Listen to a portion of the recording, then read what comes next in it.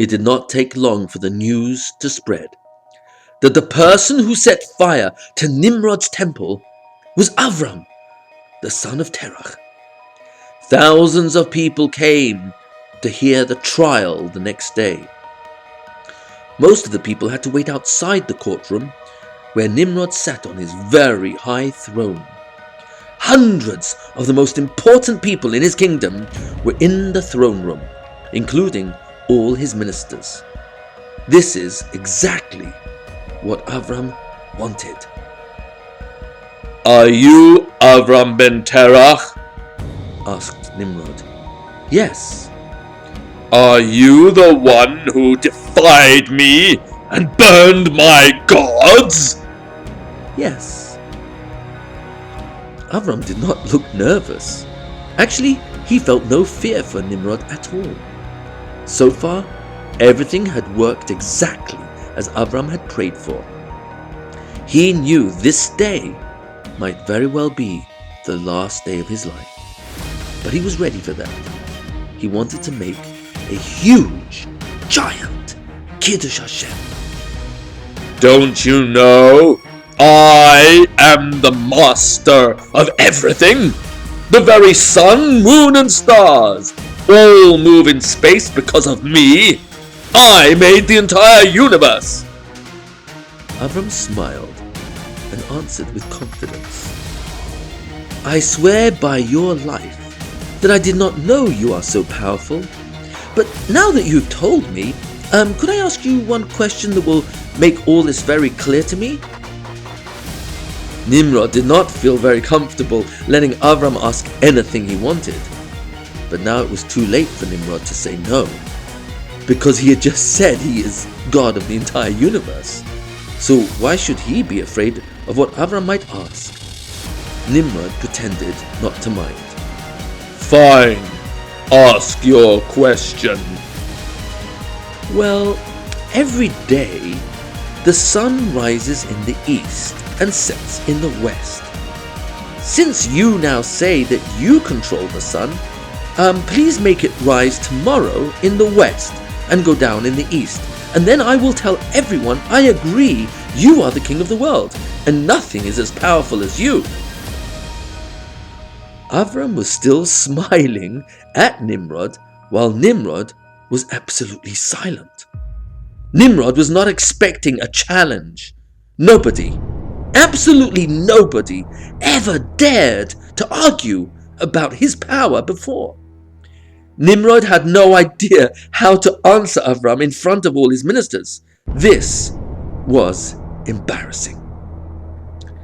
Nimrod sat on his throne, nervously stroking his beard, trying to look calm, but was not doing a very good job of hiding his shock at Avram's question.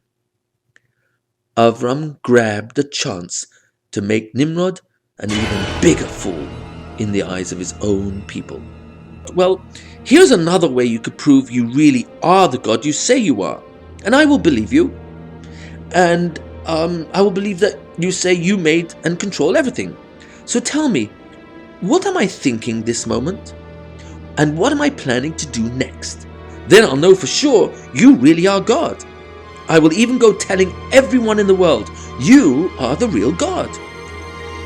Nimrod was in total shock. He tried to look like he was not nervous, even though his silence made him really look stupid. It made him look like he didn't know how to answer. He carried on stroking his beard in wonder while he was trying to think of what on earth to respond to this Avram. Nimrod knew he could not move the sun. He knew he had no idea what Avram was thinking. Meanwhile, 365 crowned ministers in his kingdom were sitting watching Nimrod on his throne. Avram had waited long enough for an answer. He began to speak out. "Don't look so shocked, Nimrod.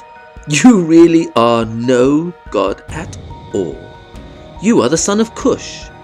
And if you are a god, why couldn't you save your father from death? You could not save him because you have no power to stop death.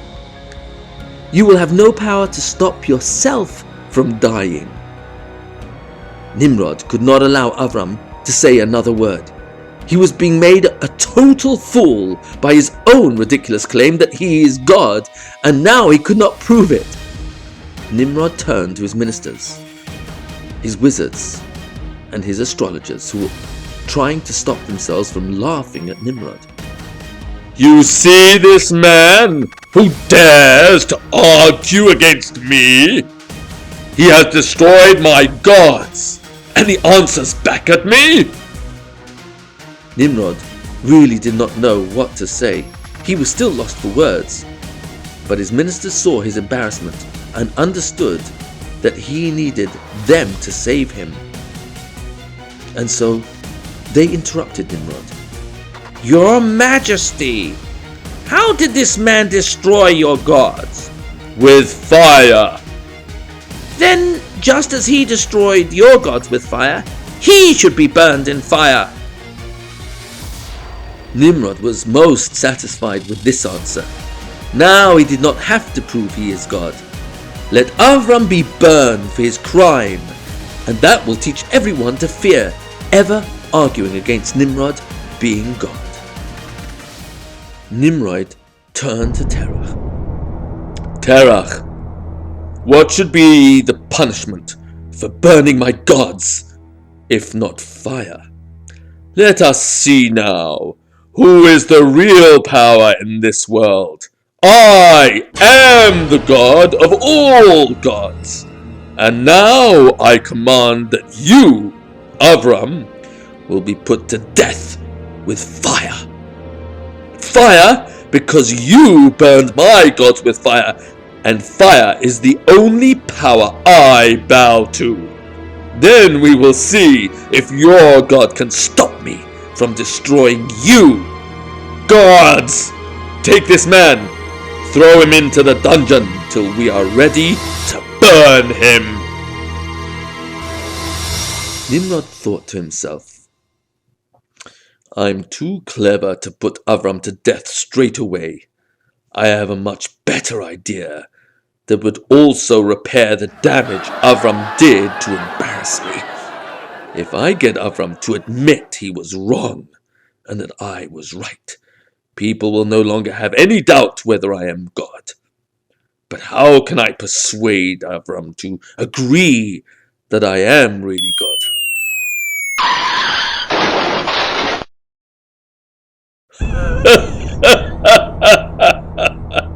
I know exactly how.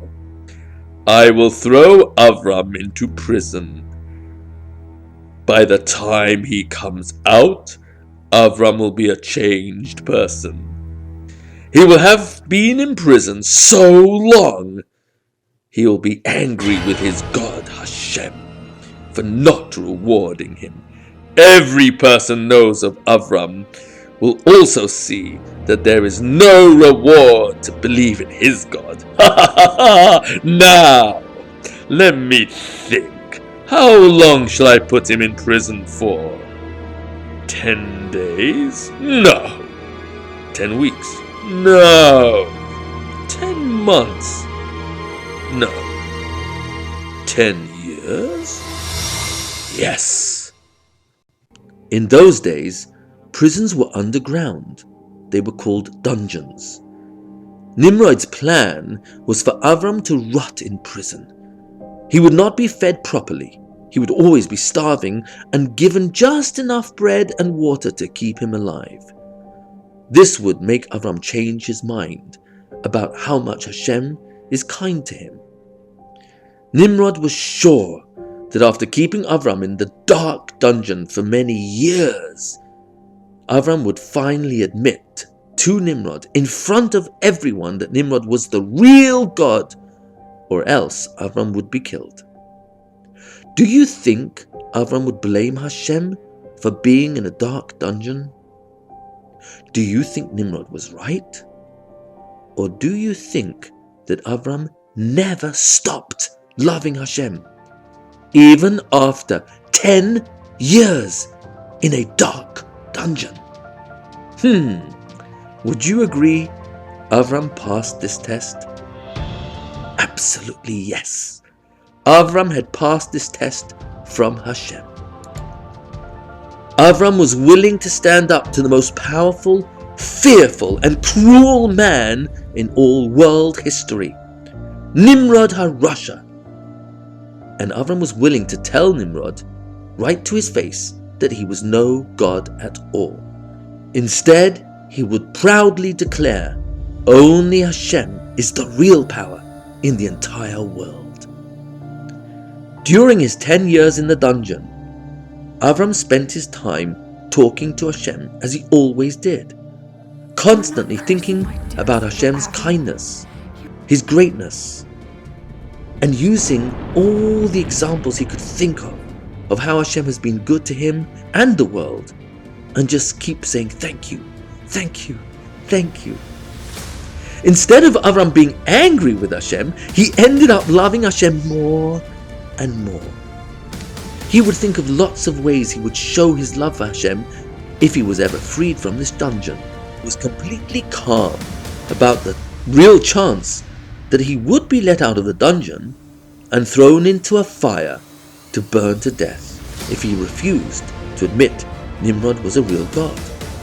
He was calm because he was ready to die for Hashem. So Nimrod was shocked when Avram was brought to him after 10 years in the dungeon. So, Avram ben Terach, Avram the son of Terach, are you ready to worship the god of fire? To the surprise of everyone, Avram answered, yes. Nimrod was thrilled with Avram's answer. Oh, obviously my plan really did work to change his mind.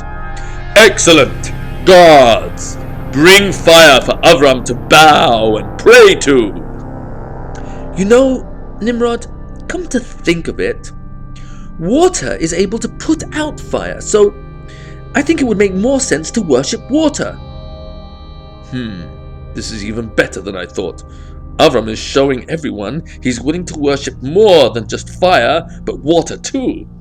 Excellent! Gods, bring water so Avram can bow to the water. Actually, the clouds are more powerful than water because they carry water in the skies. Right again! Hey, Avram, just bow to the clouds. Oh, but really the wind blows the clouds, and the wind can blow them wherever the wind wants, so the wind is more powerful than the clouds. Nimrod was not sure where Avram was going with this. At first he thought Avram was willing to bow and worship each of these powers, the fire, the water, the cloud, and now the wind. He had not realized that Avram was trapping Nimrod into realizing that all these powers were controlled by the hidden hand of one power, Hashem. Okay, good. So let's bow to the wind and bring offerings to the wind. Indeed, we will bow to all these gods. But man is more powerful than wind because he breathes in the air and then the air is trapped inside him. Enough! That's it! I'm fed up with you! You are making a fool of me! Gods! Seize this rebel and throw him into the furnace of fire!